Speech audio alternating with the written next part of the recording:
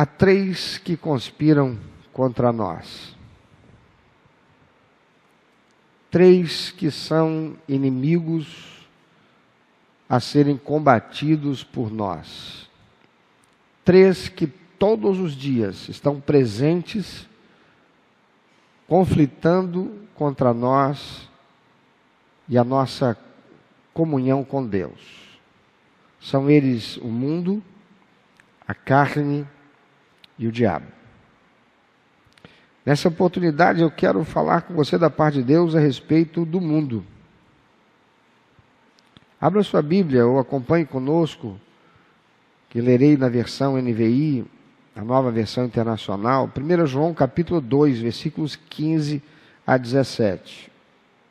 A palavra do Senhor diz pelo apóstolo João: não amem o mundo, nem o que nele há. Se alguém amar o mundo, o amor do Pai não está nele. Pois tudo o que há no mundo, a cobiça da carne, a cobiça dos olhos e a ostentação dos bens, não provém do Pai, mas do mundo. O mundo e a sua cobiça passam, mas aquele que faz a vontade de Deus permanece para sempre. O apóstolo diz: não ame o mundo. O mundo está em todo o tempo buscando seduzir para que o amemos. Tanta gente que está por aí amando o mundo, e tantos crentes, lamentavelmente, que estão por aí amando o mundo. O mundo, quem é esse inimigo terrível com o qual convivemos, nos confrontamos todos os dias e que está o tempo todo agindo para roubar nossa fé, matar nossa esperança e destruir nosso relacionamento com o Espírito Santo de Deus? O mundo é o sistema que rege a sociedade. É aquele que ensina a amar o verde, amar o pet, amar o time, amar a blusa. E aqueles que estão falando assim, estão falando como o mundo estabelece para ser dito. Porque o mundo é o sistema que rege a sociedade, levando a sociedade a se vestir, a falar, a agir, a pensar como ele quer. O apóstolo Paulo, em Efésios capítulo 6, versículo 12, na nova versão da linguagem de hoje, diz: pois nós não estamos lutando contra seres humanos, mas contra as forças espirituais do mal que vivem nas alturas, isto é, os governos, as autoridades e os poderes que dominam completamente este mundo de escuridão. O mundo, esse sistema que rege a sociedade, portanto, tem a influência, o governo, a autoridade e o poder de espíritos imundos, corruptores da humanidade, cujo único objetivo é construir o reino de Satanás na terra, tendo os seres humanos como seus súditos. Em 1 João capítulo 5, 19, o apóstolo João afirma que o mundo todo está sob o poder do maligno. O mundo, ou seja, o sistema que rege a sociedade, é, portanto, constituído de estratégias para levarem o homem a se tornar avesso aos princípios e valores estabelecidos por Deus. E como Satanás faz isso? Instigando o ser humano a se tornar rebelde contra Deus, dando lugar a todo desejo sexual que possua. O sistema que rege a sociedade, irmãos, visa tornar o ser humano adicto, viciado, dependente do que é corrupto e mal, passando a ver o mal como bom, o bom como mal, e não faz isso de modo descarado, não, faz de modo sutil, assim como convenceu Eva a comer daquele fruto que não deveria. Seguir os padrões do mundo é o que tornou a sociedade violenta, insegura, corrupta, viciada, caótica, deu origem a toda sorte de enfermidades psicossomáticas, à destruição de casamentos, destruição da família, destruição do potencial dos jovens, arrastando-os para uma configuração andrógena, sem referenciais. Essa atuação corruptora promovida por Satanás através do sistema que rege a sociedade é sutil e penetra a mente, sobretudo através dos meios de comunicação e das artes, moldando o pensamento, destruindo os valores, corrompendo os escrúpulos do que é decente, do que é moral e do que é cristão. A Bíblia nos adverte sobre os perigos da conformidade com os padrões do mundo, incentivando-nos a viver de acordo com os ensinamentos de Deus, a sua palavra, a Bíblia Sagrada. A vitória sobre o mundo é uma jornada espiritual e moral. Há 7 orientações bíblicas para que consigamos vencer o mundo. Porque aquele que não vence o mundo, aquele que não está lutando contra o mundo, está fazendo a vontade de Satanás. Está rendido ao mundo. Se tornou cidadão do mundo. Mas há 7 orientações bíblicas para que nós consigamos vencer o mundo. Porque o mundo, ele é terrível na sua capacidade de corrupção. Primeiro, fé em Cristo. Como é que se vence o mundo? Diga, primeiro, fé em Cristo. A fé em Jesus Cristo é fundamental para a vitória sobre o mundo. Jesus disse lá em João 16, 33, no mundo vocês terão aflições. Como não ter aflições no mundo? Como ser cristão vivendo num sistema que está regendo a sociedade, que conspira contra tudo aquilo que é cristão? Que dificuldade para a mulher, para a moça, para a jovem que vai numa loja para comprar uma roupa. E a roupa que está lá é a moda que o mundo dita.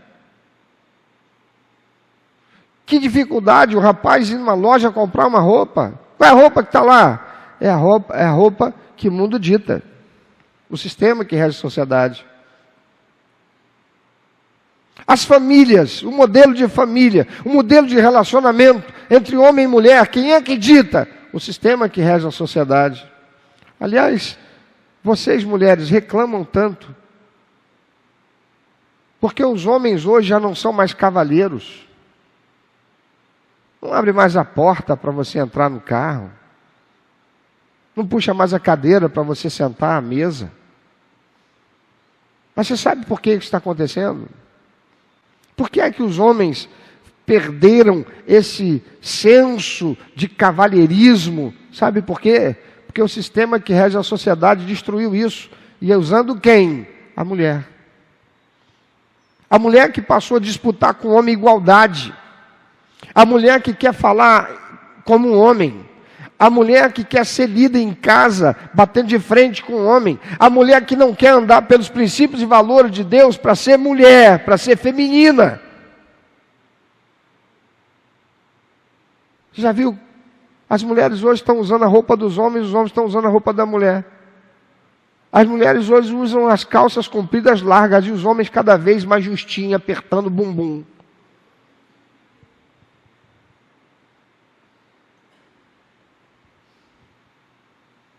Estão transformando as mulheres em homens e os homens em mulheres.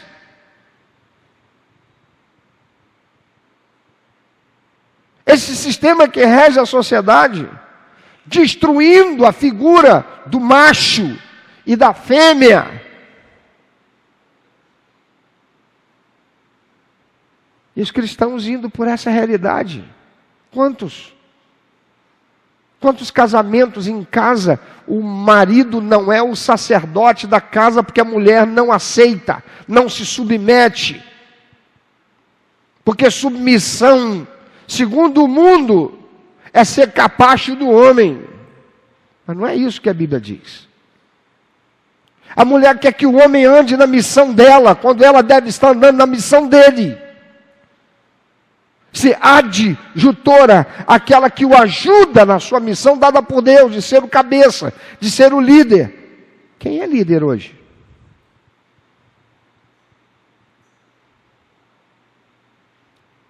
Aliás, onde é que está o machismo?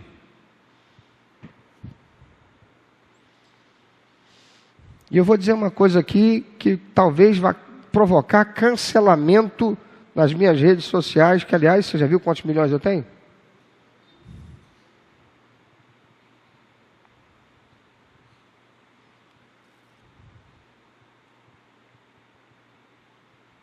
Irmãs, de quem é a responsabilidade?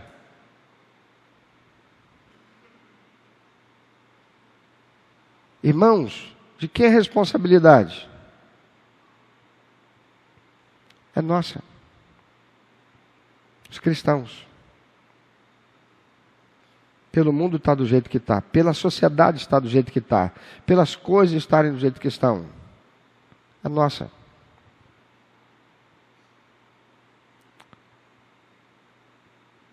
O que nós temos hoje não é mais machismo. O que nós encontramos hoje, via de regra, quando vemos, são agressores. Homens se tornando agressores e não machistas.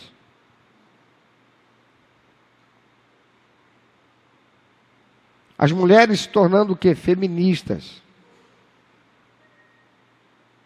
Hoje, não é mais o rapaz que vai para a academia para ficar musculoso. Hoje é a mulher que vai e toma bomba. Gosta até a voz já falando igual macho.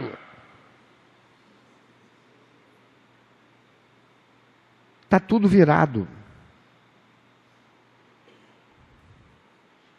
A palavra do Senhor diz: no mundo vocês terão aflições. É aflição, irmão. Você querer ser uma jovem cristã, uma mulher cristã, é uma aflição. Por quê? Porque você sofre uma pressão para não ser. Você sofre uma pressão para não ser de acordo com o que Deus quer. E essa pressão muitas vezes vem dentro da tua casa, pela formação que você recebeu da tua mãe e do teu pai. Que já vinham se submetendo ao sistema que regia a sociedade no tempo deles, para fazer você a crescer e se tornar uma mulher que não depende de marido. No mundo nós temos aflição. Porque você vai para o trabalho e o chefe diz que eu não estou, e você é crente, e ou você prega mentira, se submetendo ao sistema, ou você diz, não posso dizer que o senhor não está. O senhor está? Eu não posso pregar mentira. E vai ser uma aflição, ele vai me mandar embora, ou ele não vai me mandar embora. O que eu faço? O Senhor diz, no mundo vocês terão aflições. Ei, você acha que Jesus não passou por isso?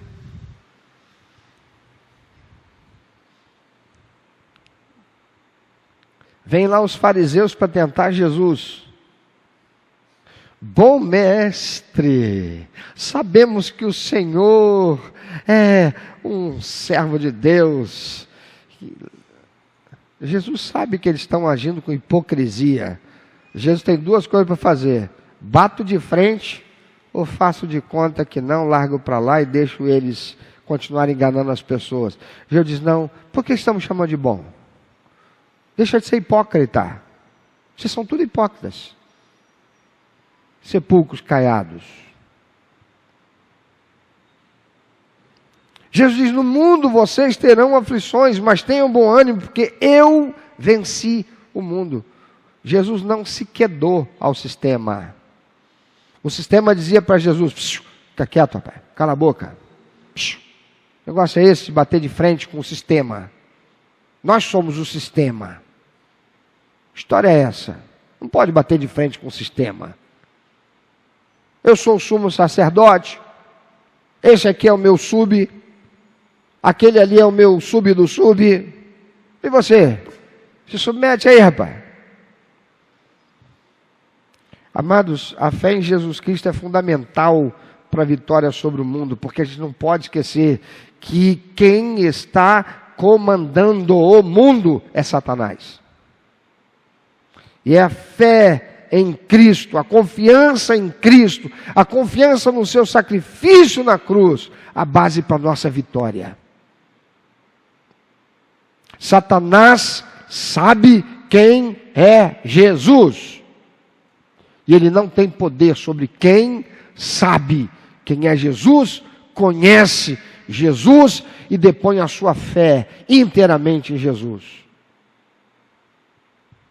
A segunda orientação bíblica para que consigamos vencer, para que obedecendo-a consigamos vencer o mundo, é não se conformar com ele. Romanos capítulo 12, versículo 2 diz que não nos conformemos com os padrões do mundo, mas sejamos transformados pela renovação da nossa mente. Quando é que a gente pode renovar a mente da gente? De que maneira? Conhecendo a palavra de Deus.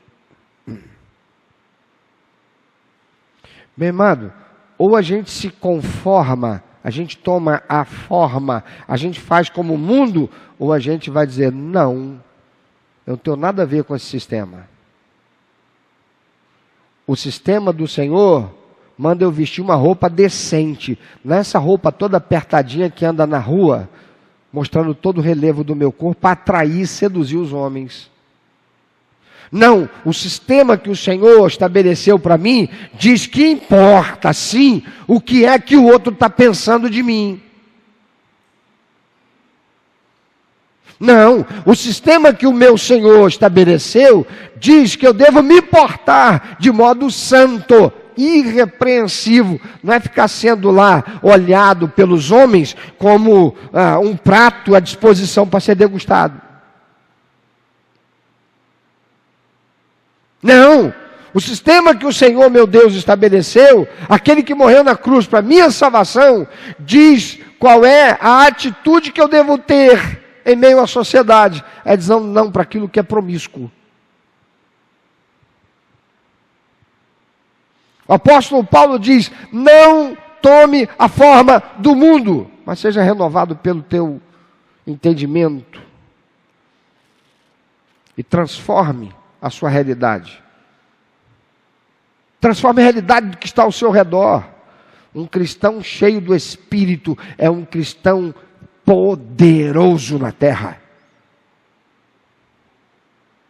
As hostes espirituais da maldade arredam.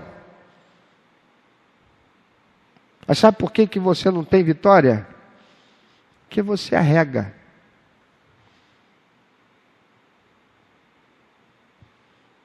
Fé em Cristo, não se conformar com o mundo. Terceiro, obediência aos mandamentos de Deus. A obediência aos mandamentos e ensinamentos da palavra de Deus, a Bíblia Sagrada, é crucial. 1 João capítulo 5, versículo 3 afirma, o amor a Deus consiste em obedecer os seus mandamentos. E os seus mandamentos não são pesados. Irmão, não é difícil obedecer a Deus. Porque o que Deus estabelece como mandamento para seguirmos não é pesado. Por que é que tem cristãos que não estão obedecendo a Deus? É porque já se tornaram súditos do mundo. Escravizados pelo mundo. O amor a Deus consiste em obedecer os seus ensinamentos. Se a palavra de Deus diz, não prega mentira, você prega mentira por quê? Qual é a dificuldade para não pregar mentira? Se a palavra de Deus diz, não faça fofoca, você faz fofoca por quê? Não, eu não faço fofoca, mas você está assistindo aquele programa na televisão que é de fofoca. Por que você não tira aquilo? Por que você não troca de canal? Por que você não desliga a televisão? Por que você não vai ler um livro? Por que você não vai ler a Bíblia? Por que você não vai fazer alguma coisa útil? Por que você está se alimentando daquilo que não presta?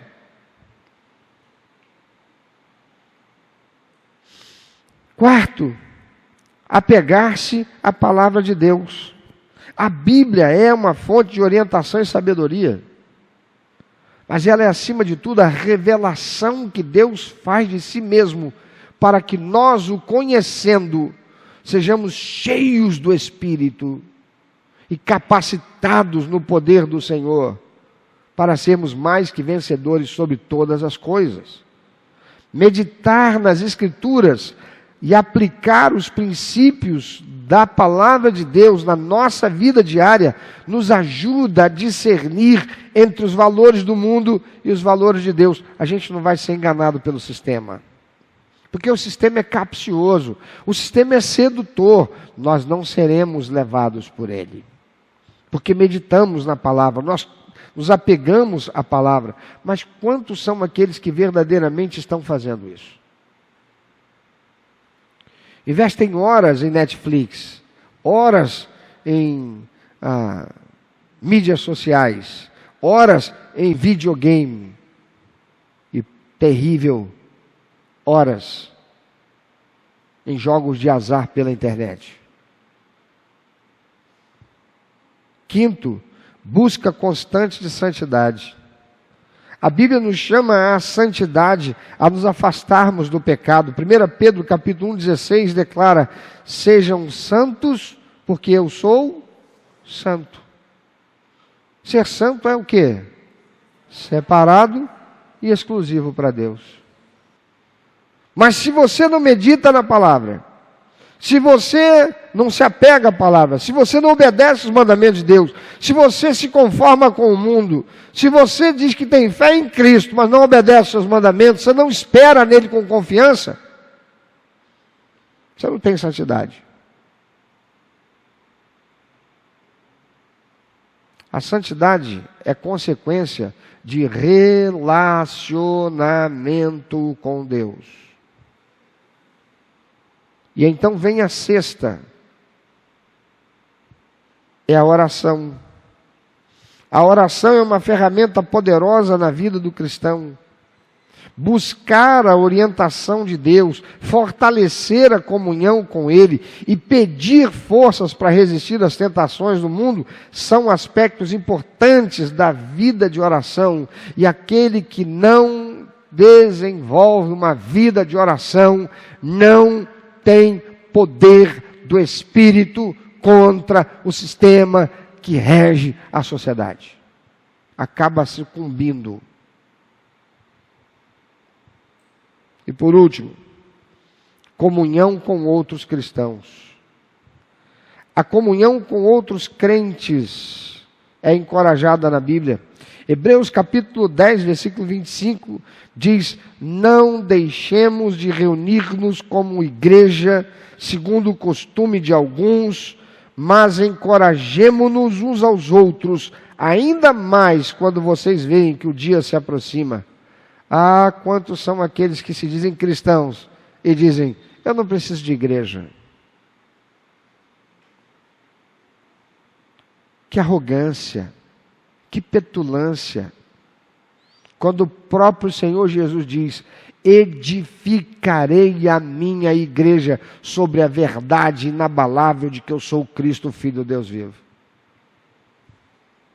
A presença e o apoio de uma comunidade de fé fortalecem o cristão na sua jornada espiritual. Sozinho, você é um alvo fácil para o diabo. Andar sozinho é muito perigoso. É melhor ter um amigo do que andar sozinho ou estar mal acompanhado. E a igreja de Jesus é um ambiente propício para desenvolvimento de comunhão. E é a presença e apoio de uma comunidade de fé que nós somos fortalecidos.